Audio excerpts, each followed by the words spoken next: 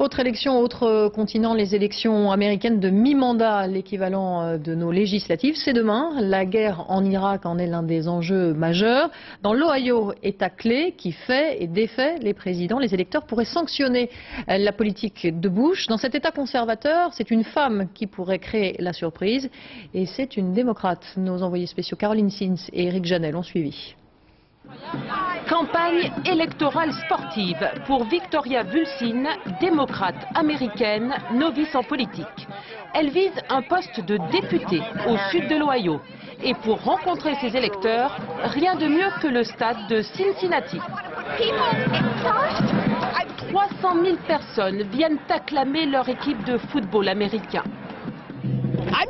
Je ne suis pas un joueur de football, mais ces gens adorent le foot. Ça fait partie de notre vie. Ils m'associent à quelque chose qu'ils aiment et quand je serai élu, je pourrai parler pour eux.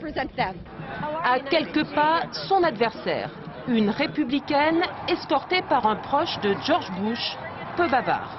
Car la guerre en Irak est si impopulaire. Comme tous les démocrates, Victoria réclame le retour des soldats américains.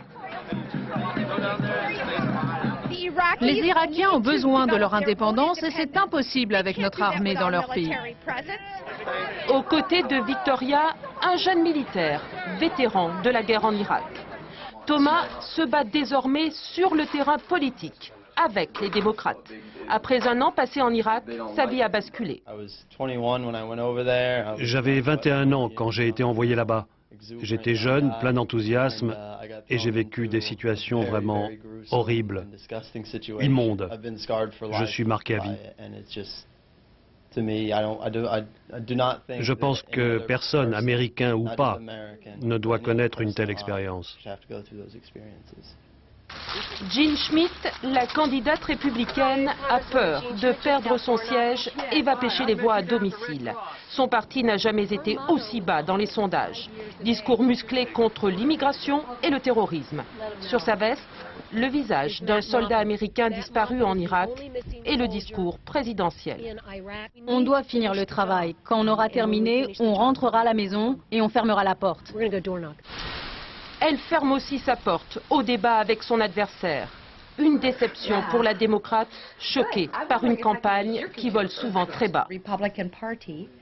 Le Parti républicain dépense des milliers de dollars, des centaines de milliers de dollars, juste pour me dénigrer sur Internet.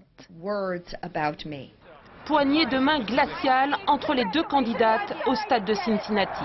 Politesse de façade, tous les coups sont permis. L'Ohio a toujours voté pour George Bush, mais cette fois le match est serré entre républicains et démocrates.